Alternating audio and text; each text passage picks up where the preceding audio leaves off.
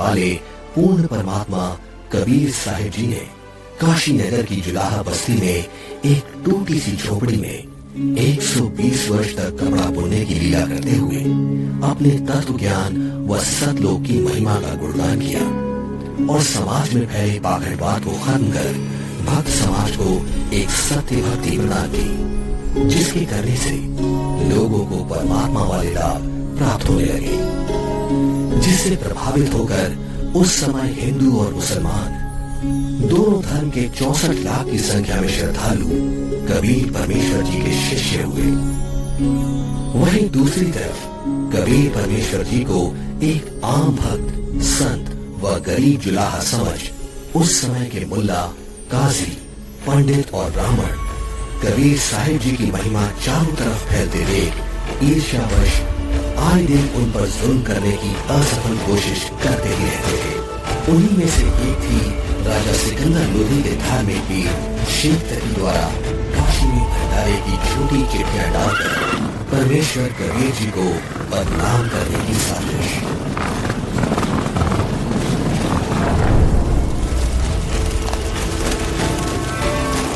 इस कबीर ने तो हम सभी का जीना हराम कर रखा है।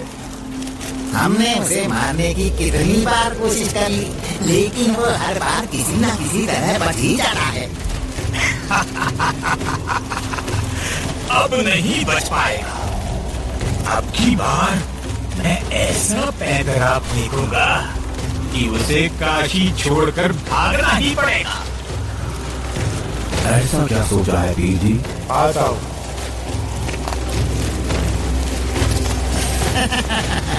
आपने भी क्या तरकीब सोची है? अब तो उसके लिए भारी मुसीबत आने वाली है। अगले दिन से एक पत्र भारतवर्ष के कोने कोने में सभी मठों, आश्रमों, मंदिरों में पहुंचने लगा।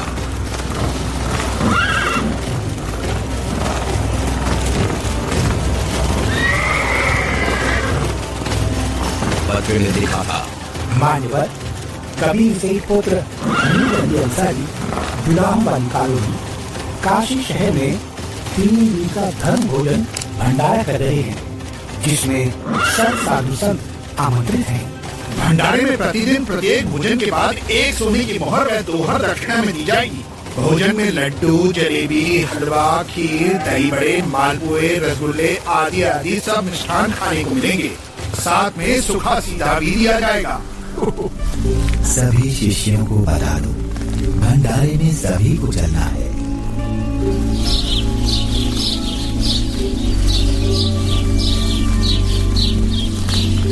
जगह जगह झूठी चिट्ठी के पहुंचते ही हर तरफ भंडारे की चर्चा होने लगी, जिसके बाद सोने की मोहर और दोहर के लालच में पूरे देश से लाखों की संख्या में लोग काशी में निश्चित दिन से पहले वाली रात्रि को ही पहुंचने लगे और देखते ही देखते पूरी काशी नगरी भंडारे में आए साधु संतों से भर जाती है।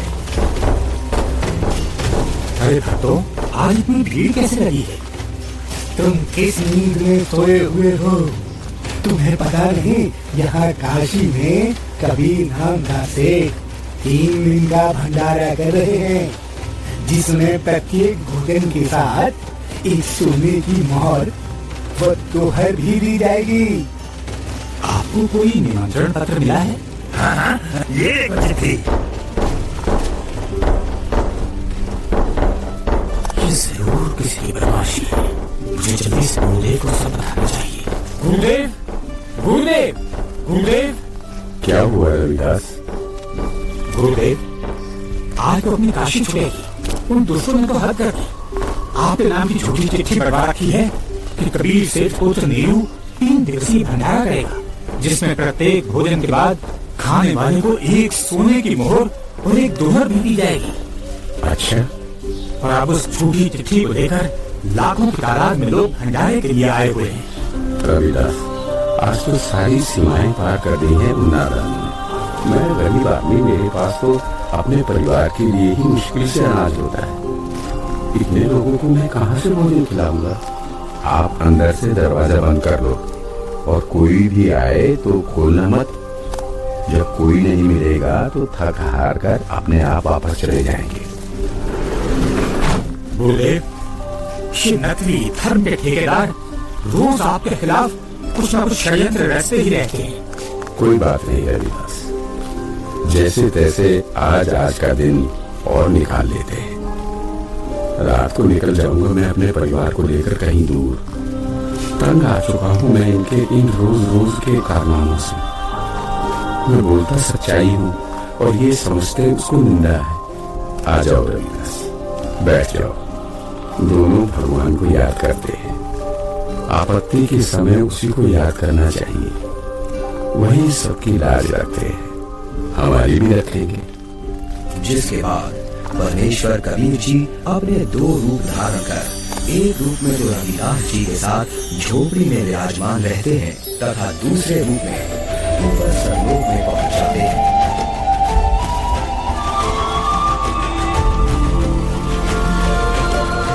जहाँ असंख्य बैल उनका इंतजार कर रहे होते हैं, जिनके ऊपर डले झोलों में भंडारे के लिए टेंट का सामान और पका पकाया भोजन, लड्डू, जलेबी, कचौड़ी, पकौड़ी सब लगा हुआ है।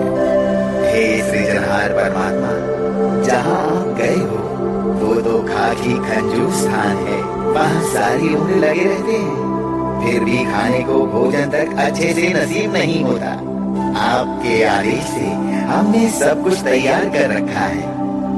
परमेश्वर कबीर साहिब जी वहाँ खड़े अनंत कोटि बैलों में से केवल 9 लाख बैलों को और सेवादार रूप में वही की कुछ हंस आत्माओं को लेकर एक पल में सरलोक से चलकर काशी में प्रकट हो जाते हैं। आया है बंजारा केशव आया है, काशी आया माल अपारा केशव आया है। आया है बंजारा केशव आया है। 9 लाख कोटि बड़ी दिसंबर, 9 लाख कोटि बड़ी दिसंबर दिया कबीर भंडारा केशव आया है।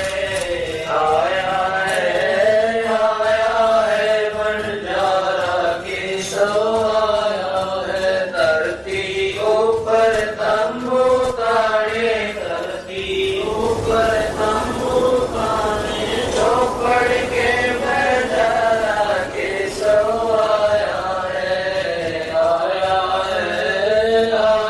है बंजारा केशव आया है। कौन देश से भारत आई, कौन देश से भारत आई, ना कहीं बंजाने वाला केशव आया है। आया है बंजारा केशव आया है। अपरम पार पार गत तेरी, अपरम पार पार गत तेरी, कित उतरी जलधारा केशव आया है। आया है बंजारा केशव आया है। साहूकार नहीं कोई जाके, साहूकार नहीं कोई जाके, काशी नगर मजारा केशव आया है। आया है बंजारा केशव आया है। दास गरीब कल्प से उतरे, दास गरीब कल्प से उतरे, जिया पे अलग कर तारा केशव आया है। आया है बंजारा केशव आया है। दास गरीब कल्प से उतरे, दास गरीब कल्प से उतरे, जिया पे अलग कर तारा केशव आया है। आया है बंजारा केशव आया है।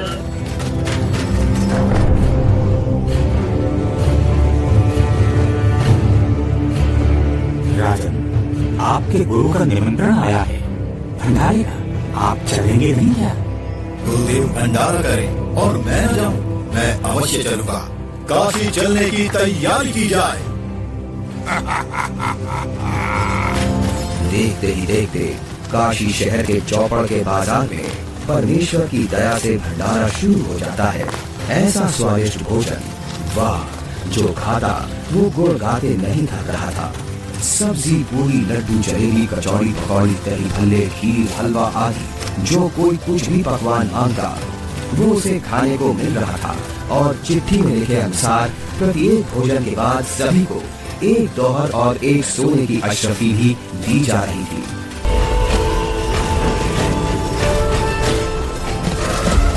इधर से दिल्ली के बादशाह सिकंदर लोधी भी, जो परमेश्वर कबीर जी का शिष्य हो चुका था, अपने धार्मिक पीर शेख तकी के साथ भंडारे में पहुंच जाता है। अरे ये क्या हो रहा है? ये भंडारा कैसे चल रहा है? भंडारे में परमेश्वर कबीर साहिब जी की जय जयकार सुनकर जहाँ शेख तकी ने सोचा तो था कि कबीर अपनी झोपड़ी छोड़कर भाग गया होगा और लोग उसको गाली दे रहे होंगे, किंतु उसके विपरीत भंडारा चलते हुए शेख तकी के तो तन बदन में आग लग गई। हे भक्तों, कबीर साहिब जी किधर हैं? कबीर साहिब जी का तो मालूम नहीं, किंतु उधर सफेद तंबू में एक व्यक्ति बैठा है, वही भंडारे की सारी व्यवस्था किए हुए है।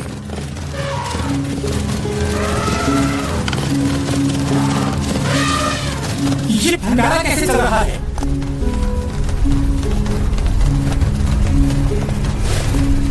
कौन है आप? और कबीर जी से क्या नाता है आपका? मैं एक बंजारा हूँ और कबीर जी मेरे पगड़ी बदन मित्र हैं। उनका संदेश मेरे पास गया था कि एक छोटा सा भंडारा करना है, थोड़ा सामान लेते आइएगा। और भंडारा चल रहा है। 18 लाख आदमी भोजन कर रहे हैं, ये छोटा सा भंडारा कह रहा है। कबीर जी कहाँ हैं? वो क्यों नहीं आए? हे राजन, उनका दास जो बैठा है, उनको तकलीफ उठाने की क्या आवश्यकता? आप भोजन ग्रहण कीजिए। नहीं नहीं, भोजन भंडारा तो मैं गुरुदेव के दर्शनों परांत ही करूंगा।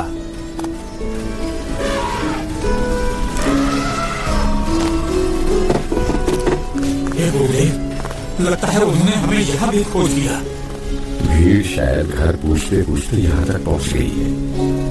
कोई बात नहीं, आप दरवाजा मत खोलना, कुछ देर बाद अपने आप चले जाएंगे। दरवाजा खोलिए परवरदिगार, दिल्ली से आपका दास सिकंदर आया है। राजन, हम दरवाजा नहीं खोलेंगे। इन लोगों ने तो आज सभी हदें पार कर दी हैं। मेरे नाम से झूठी चिट्ठी डाल रखी है। मैं कैसे निकलूं बाहर? इस बनारस में कोई सेठ भी मेरा ऐसा जानकार नहीं है जो मुझे पैसे उधार दे दे। मैं तो बड़ी मुश्किल से ताना बुनकर अपने परिवार का पालन करता हूँ। इन लोगों ने मेरा जीना मुश्किल कर दिया है। बस आज रात होने का इंतजार है राजन। रात होते ही मैं अपने परिवार को लेकर कहीं दूर चला जाऊंगा। आप मुझे नहीं बहका सकते, आप ही अल्लाह अकबर हो। आपने देखो वहाँ क्या रंग लगा रखे हैं। एक बार दरवाजा खोल दो दादा, दास आपके दर्शन करना चाहता है। खोल दो दरवाजा।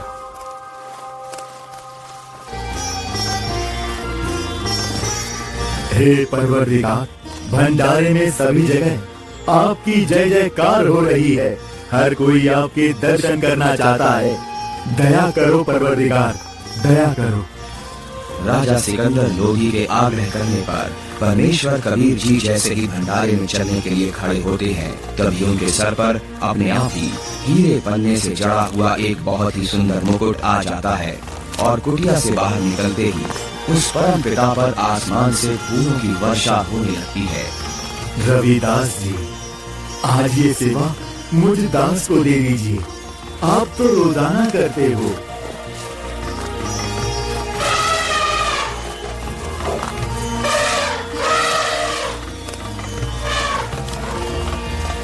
इनमें से कबीर जी कौन है? जिस पर बादशाह सिकंदर लोधी चमन कर रहे हैं, वही कबीर है।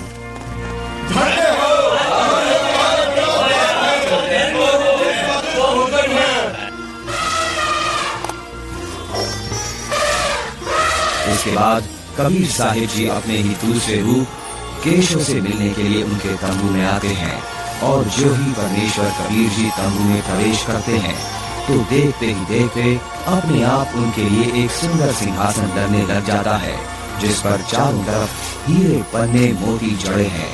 परमेश्वर कबीर साहिब जी आसन ग्रहण करते हैं। उधर परमेश्वर को देखने के लिए भंडारे में आई लाखों की भीड़ टेंट के चारों तरफ इकट्ठा हो जाती है, जिसके बाद केशव रूप परमात्मा कबीर जी से कहते हैं, हे परमेश्वर, आप अपने अद्भुत लोक को छोड़कर इस झूठ कपट वाले लोक में क्यों आ गए? आप इनका भला सोचते हो, इनको अमृत भोजन खिला रहे हो और ये आप ही के विरुद्ध इकट्ठा हो रहते हैं। केशव, सब लोग मैंने ही रचे, सबका धारण पोषण मैं ही करता हूँ। तू मेरे दुख को नहीं जानता, ये सब मेरे बच्चे ही हैं। अपनी अज्ञानता से ये काल के जाल में फंसकर भयंकर कष्ट उठा रहे हैं और उसी काल के प्रभाव से ये आज मुझे अपना दुश्मन मान रहे हैं। मैं इनको सत भक्ति देकर वापस लेने के लिए आया हूँ। परमेश्वर जी, आप हंस लोक को छोड़ इस जीव लोक में आए, जिनका हाड़, चाम और रक्त का बना शरीर है, जिसमें विष्ठा भरी पड़ी है। आप इनसे कैसे भक्ति कराओगे? केशव, भैंस या गाय आदि को बच्चा होने से पहले उसमें सिर्फ हाड़ चाम होता है, दूध नहीं होता। और जब बच्चा हो जाता है तो उसी हाड़ चाम के शरीर से दूध की बाल्टी भी भर जाती है। ठीक इसी प्रकार मैं इनमें भक्ति प्रवेश करूंगा और उस भक्ति से इस हाड़ चाम के शरीर में ही इनको सतलोक प्राप्ति होगी। हे परमेश्वर, ऐसे लोक में जहाँ जमीन पर पांव रखते ही दंड लगता है, ऐसे गंदे लोक में आपकी रहनी पर मैं परिहारी। वही शेख तकी की चाल उसी पर उल्टी पड़ गई। उसने लोगों को इकट्ठा तो इसलिए किया था कि कबीर किसी को भोजन करा नहीं पाएगा और लोग उसको गालियां देंगे, लेकिन कबीर जी ने उन इकट्ठा हुए लाखों भक्तों को 3 दिन तक मोहन भोजन भी खिलाया और सोने की मोहर व दोहर देकर सत्संग से उनका अज्ञान अंधेरा भी हटाया। फिर भी ये सब शेख तकी से देखा नहीं गया। उसके अंदर जलती ईर्ष्या की आग इतने महान समागम में भी कमी ढूंढ रही थी और इसी आग में शेख तकी मुंह बनाकर सिकंदर लोधी से कहने लगा, चलो राजा, इसने क्या बनाया किया है? बहुत अच्छा किया है।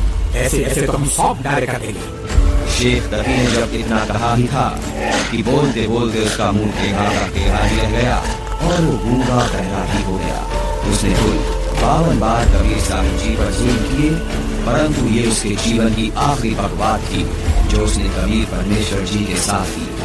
3 दिन तक समागम चला। तीसरे दिन सेवकों ने बचा हुआ सामान व टेंट आदि बैलों पर लाद दिया और चल पड़े।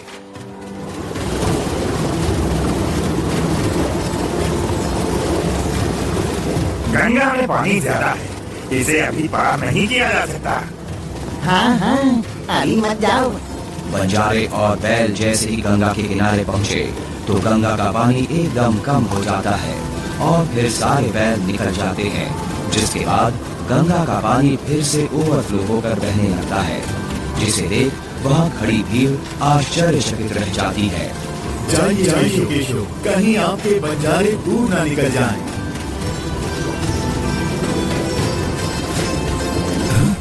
ये क्या? कहाँ गए बैल? कहाँ गए बंजारे? राजन, जहाँ से आए थे वहीं चले गए। इससे पहले कि सिकंदर इस बात को समझ पाता, उसी समय केशव भी कबीर जी के अंदर समा गए। सिकंदर दंग रह गया, रोते हुए कबीर परमेश्वर जी के चरणों में दंडवत की।